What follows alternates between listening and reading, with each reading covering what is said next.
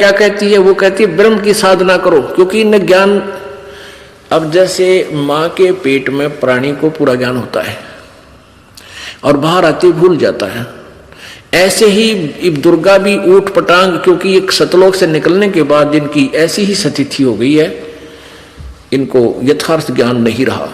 अब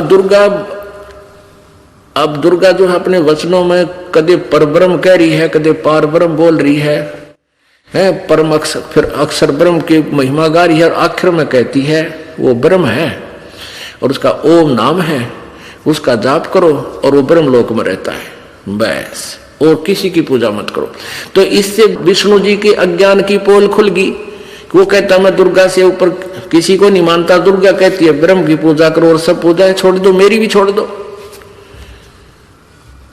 आगे देखो, इसी दुर्गा पुराण में 5 उस एकमात्र परमात्मा को ही जाने, दूसरी सब बातें छोड़ दे, यानी अपनी पूजा को भी नकारा करती है और किसी की पूजा नहीं, केवल ब्रह्म पूजा करें।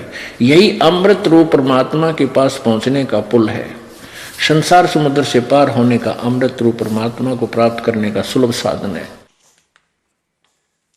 इस आत्मा का ओम के जप के साथ ध्यान करो, इससे अज्ञान में अंधकार से सर्वथा परे और संसार समुद्र से पार जो ब्रह्म है उसको पा जाओगे, तुम्हारा कल्याण हो। आगे ना ब्रह्म के ऊपर ओम नाम है, ब्रह्म उसका जाप है, और वो कहाँ रहता है? वह यह सब का आत्मा ब्रह्म, ब्रह्म लोक रूप दिव्य आकाश में स्थित है, वहां रहता है।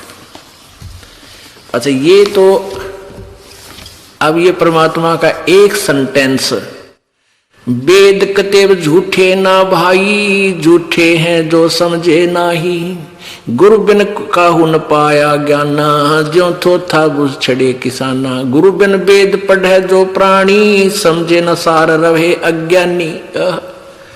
गुरु के बिना, इससे सिद्ध है कि ना ब्रह्मा जी को गुरु मिला, ना विष्णु जी को मिला, ना शिव जी को मिला, ऋषि में ऋषियों को इनको तो मिलना ही कहाँ था। यानी गुरु नहीं मिला जो वेदों का निर्णय कर सके। जो परमात्मा आए थे इन्होंने उनकी बात मानी नहीं, काल प्रेरणा से स्वयं ही विद्वान पाके रहे, सारे समाज का नाश कर दिया इन नकली ऋषियों ने और महर्षियों ने। अब ये तो ज्ञान हो गया।